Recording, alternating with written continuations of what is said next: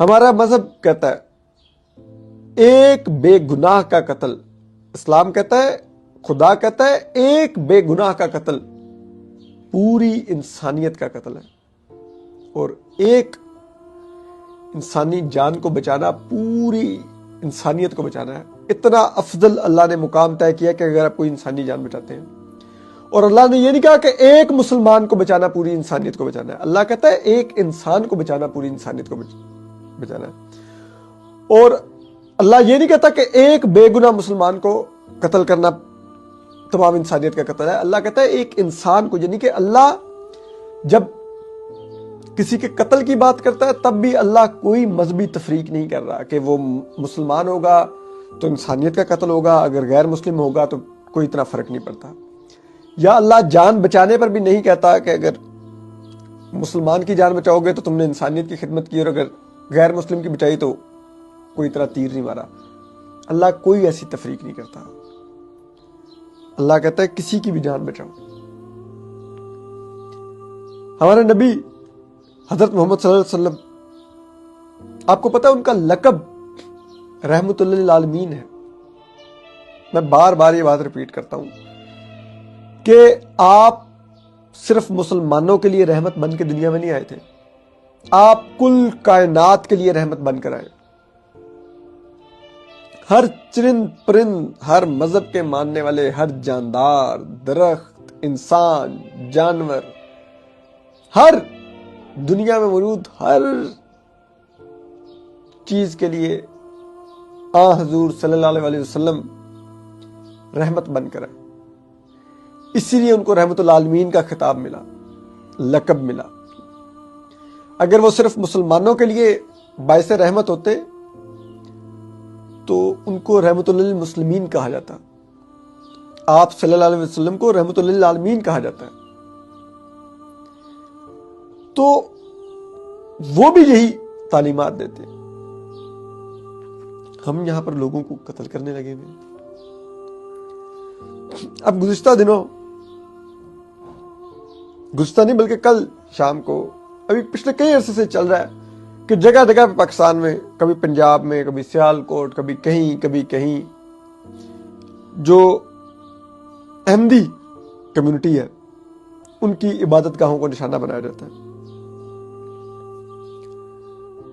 کل کراچی میں ایک اسی طرح موب نے، جس کے بارے میں کراچی پولیس کا کہنا ہے کہ وہ TLP تحریک لبیک پاکستان کے لوگ تھے، ان کا ہجوم تھا، جنہوں نے ایک احمدیوں کی عبادت گاہ کو کراچی میں گھیرے میں لے لیا۔ اندر 40-50 احمدی پھنس گئے۔ ایک پاس ہی کچھ کلومیٹر کے فاصلے پر ایک احمدی کوئی دکان چلاتا ہے، اس نے اپنی دکان بند کی اور وہ آیا ادھر، وہ ویڈیو بنا رہا تھا یہ جو کچھ ہو رہا تھا۔ تو ہجوم نے پہچان لیا کہ یہ تو وہ احمدی ہے، تو انہوں نے اس کو پکڑ کے مارنا شروع کر دیا، اور اتنا مارا کہ وہ جان سے گیا، قتل کر دیا اس کو مار مار کے۔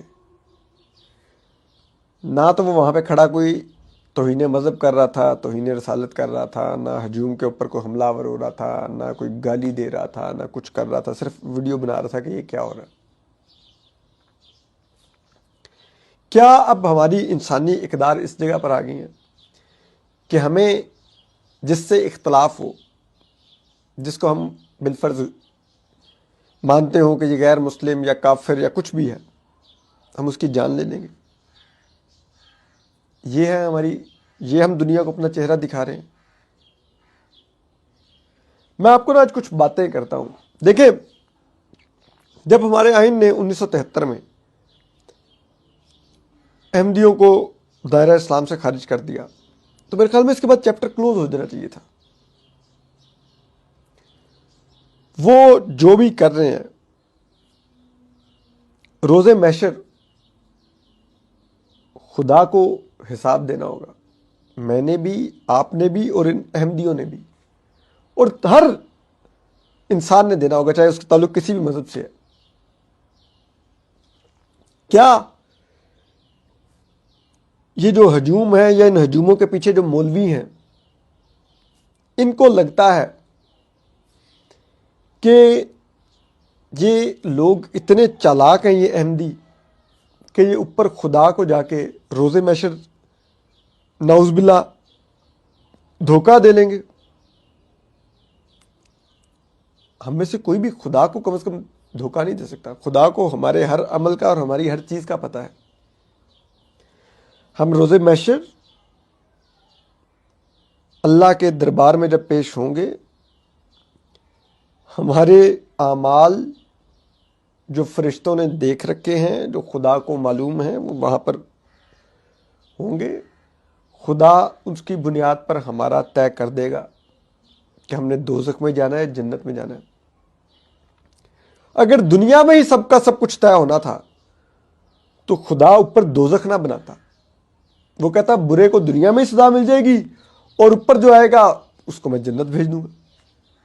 اوپر دوزخ بنائی اس لیے گئی کہ سزا اور جزا بھی خدا نے روز محشر وہاں پر طے کرنی ہے۔